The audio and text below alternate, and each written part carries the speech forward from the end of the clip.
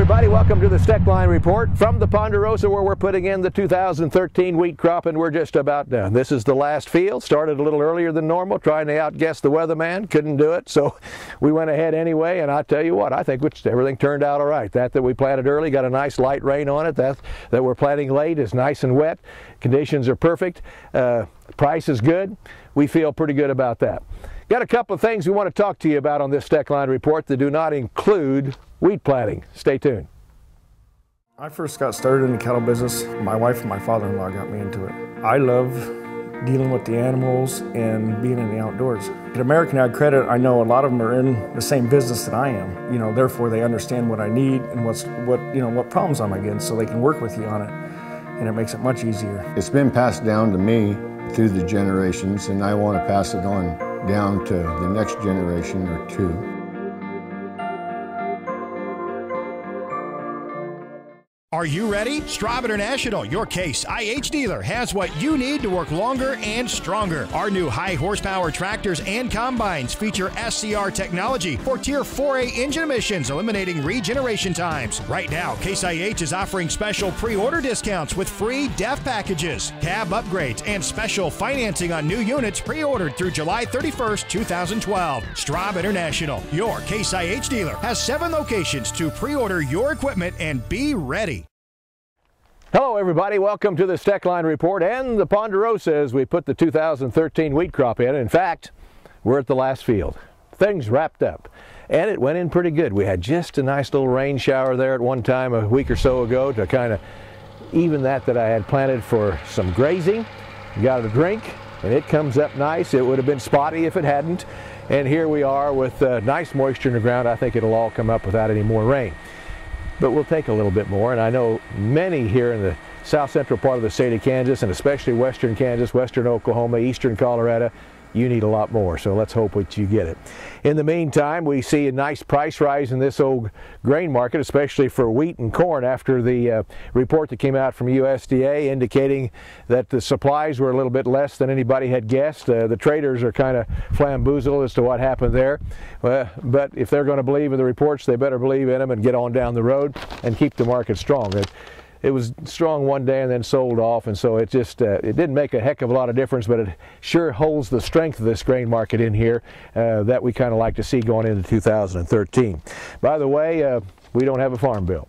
It expired, and the new one will not be discussed or talked about until after the election because the politicians are scared as to what will happen there.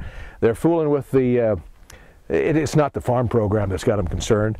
It's the nutrition program and the food stamp program, which is the major part of the farm bill. And they don't want to cut a bunch of nutrition programs and people out of those food stamps because they might vote for them. I don't want to get into that today. It's more fun out here just thinking about planting wheat. But that's the reason. And they are telling us that the expiration of the old farm bill is not going to do a lot of harm to us. Farm groups and the Ag Secretary are stressing a little bit, but I don't know. I don't see a lot of problems here. We've got some dairy industry problems, probably more than anything, with no farm bill right now. They're going to have some payment problems if we don't get something solved pretty quick, and a payment problem at a time when the dairy people in this country are having the worst time in the world. High grain prices and the milk prices aren't keeping up with it, so I kind of feel for them. Now, the final story that I want to talk about today involves 2 things that I've made my living at: farming and broadcasting. And I got to tell you, I'm going to be on the farmer side this time again, because I see by headlines that Beef Products Incorporated is suing ABC News for $1.2 billion. You remember that pink slime deal? That's why they're doing it. And quite honestly, I'm with them.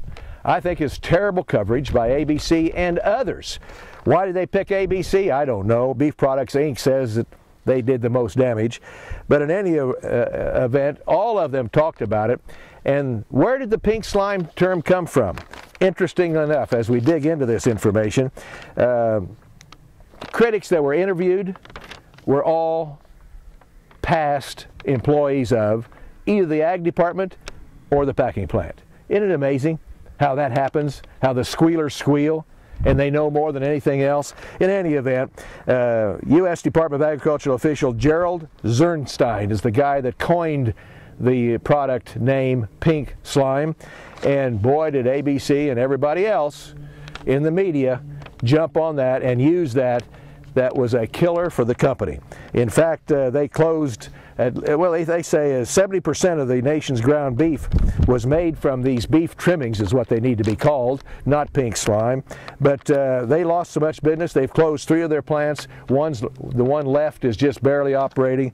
And folks, to make it easy for you to understand what this pink slime, quotes, is all about, if you ever had roast beef and you cut it up and you had some pieces fall off, what did you do with those?